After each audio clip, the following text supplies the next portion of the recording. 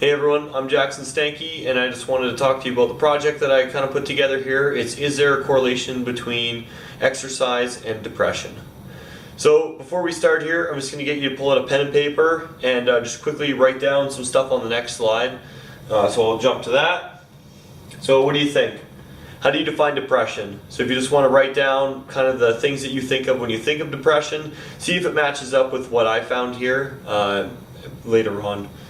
What effect do you think exercise has toward our mood? So what do you think of when you work out? Are you in a better mood? Sometimes does it make you feel worse? Just kind of jot something down real quick.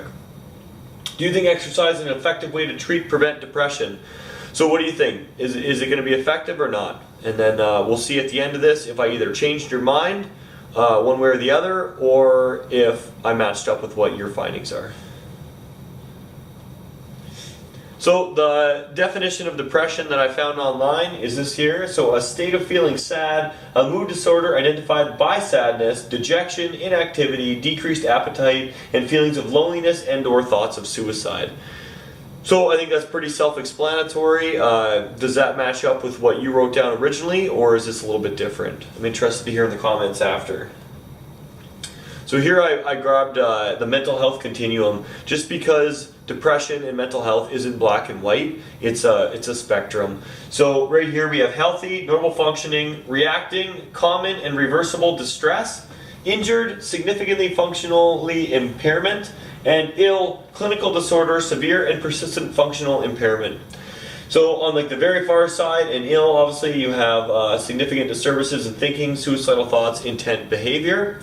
And on the healthy side, you have normal mood fluctuations, takes things in stride, so everything's good.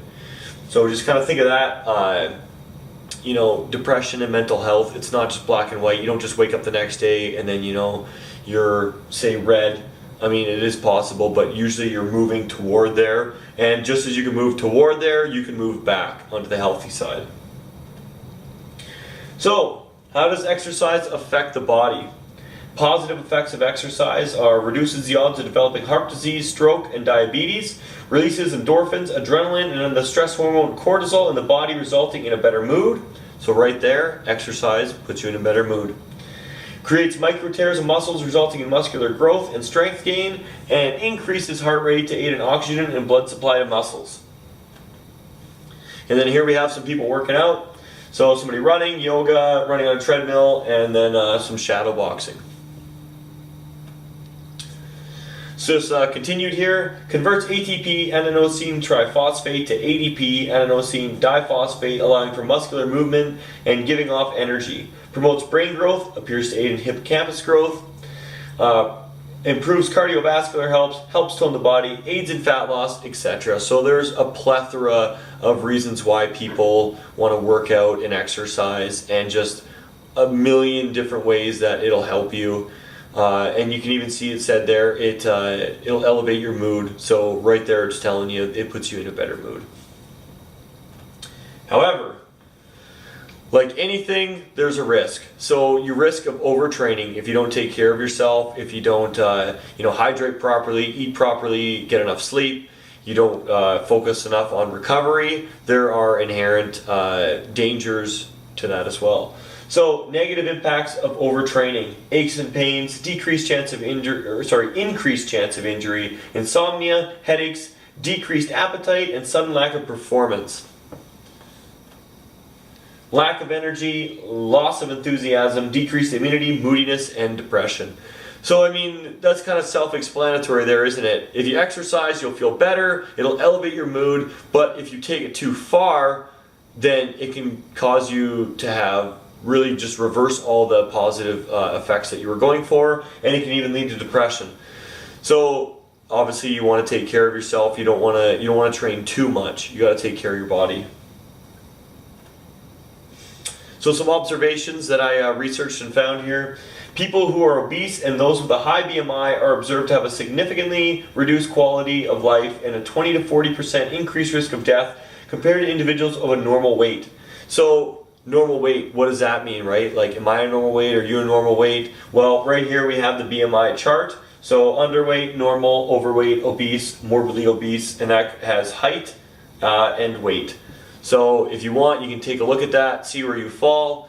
This is just based on the scientific data that if you have a high BMI, you're just at a higher risk for health-related things, and they're saying that your quality of life and increased chance of death are actually higher as well.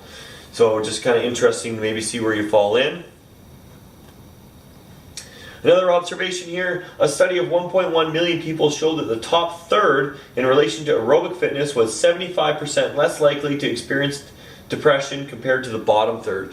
So this is specifically targeting aerobic fitness, and you have the top third and the middle third, bottom third. And if you're in the top third for aerobic fitness, you're 75% chance less likely to experience it in the bottom third. And I think that's pretty significant. And this was a study of 1.1 million people, so it was a large pool of people that they did it with, and that's a pretty significant finding. Aerobic fitness has been found to be an effective treatment of depression within as few as 3 to 4 sessions a week of 30 to 40 minutes over a 9-week period. So it's found to be an effective treatment of depression right there. So is that what you originally thought when I asked you the question? Did you think it would be effective or not?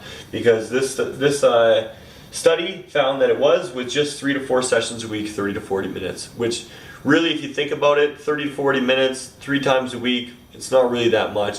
Especially if you're experiencing depression and you're trying to get over it, that little bit of effort that you can put in, that little bit of time, will go a long ways. In a 21-day study of intensified training on markers of overtraining, it was found that there was no significant change in overall mood disturbance, tension, depression, anger, fatigue, or confusion.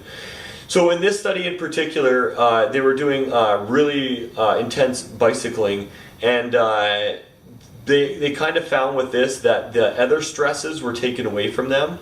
They were, given their meals, they had their schedule, they didn't have to worry about like work, family issues, and all sorts of stuff like that. So with that, even with all the overtraining that they were doing, they found that there was no significant change, which is actually kind of interesting, because if we go to what I previously said, overtraining can lead to depression and stuff. So maybe something to think about if that's just in correlation with the other stresses we have in our life, or if it is just the overtraining and the damage that you can be doing to your body that could be causing that.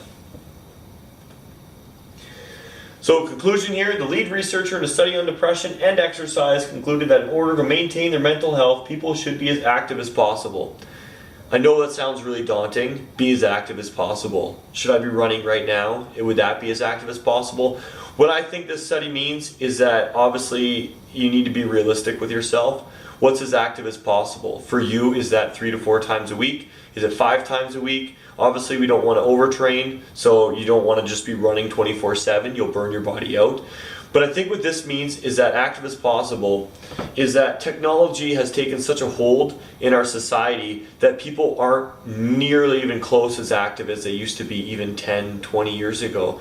So to be as active as possible, maybe that's 20 minutes a day, maybe that's going for a run in the morning, lifting some weights in the afternoon, taking the dog for a walk. It just means go out there and be active. Our bodies are designed in such a way that we're meant to move. So let's use them, let's not become stagnant. So I'm just trying to clarify that I don't think that they mean you should just run 24/7, like be as active as possible. It just means get up and let's get moving. Individuals should consult with their healthcare practitioners about developing and implementing training plan that suits their lifestyle to manage and maintain their mental and physical well-being. So obviously I have their consult their healthcare practitioners, because everybody's different.